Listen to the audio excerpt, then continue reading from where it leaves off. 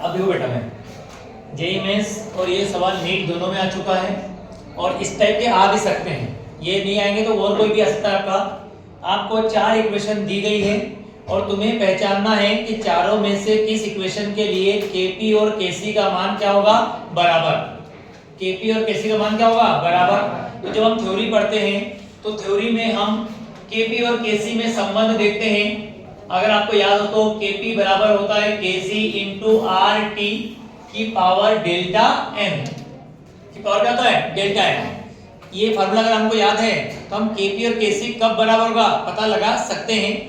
ये केपी इस केसी के बराबर होगा यदि इस डेल्टा एन मतलब अभिकारक और उत्पाद, अभिकारक और उत्पाद दोनों के मोलों की संख्या क्या होगी, बराबर। दोनों के मोल की संख्या क्या होगी, बराबर। और जब दोनों के मोलों की संख्या का निकालेंगे अंतर, मतलब निकालेंगे आप लोग डेल्टा एन, ये होता है n2 माइनस n1 या ये होता है np और ये क्या होता है nr। np मतलब प्रोडक्ट उत्पाद के मोल, nr मतलब रिएक्टेंट अभिकारक के मोल। इन दोनों का अंतर निकालोगे कितना आना चाहिए, 0। अगर डेल्टा एन का मान 0 आ जाए तो जिस अभिक्रिया के लिए डेल्टा एन का मान 0 आएगा उस अभिक्रिया का केपी किसके बराबर होगा, केसी के।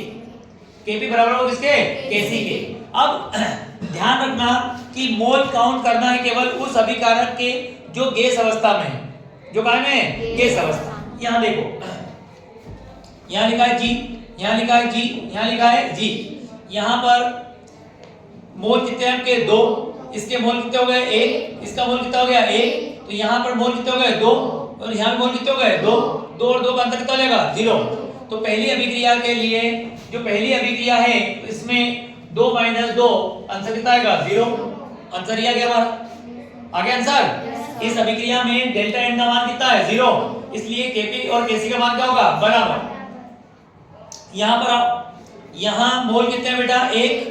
यहां मोल कितना है, 1। यहां मोल कितना है, 1। लेकिन ये गैस अवस्था में, ये द्रव में, इसको काउंट नहीं करेंगे।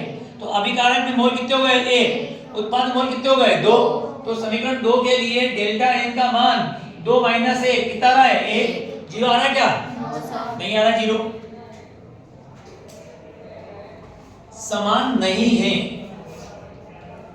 समान होगा नहीं, पूछा क्या है, समान नहीं है। ठीक है, तीसरे वाले समीकरण की बात करते हैं बेटा।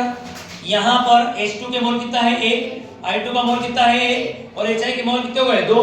तो अभिकारक के मोल कितने हो गए, 1 + 1 2। उत्पाद में कितने हैं, 2। तो तीसरे समीकरण में डेल्टा एन का मान 2 माइनस 2 कितना रहा है, 0। और चौथे समीकरण में देखो तो ये C है गैस अवस्था में, O भी है गैस अवस्था में, और सॉरी ये है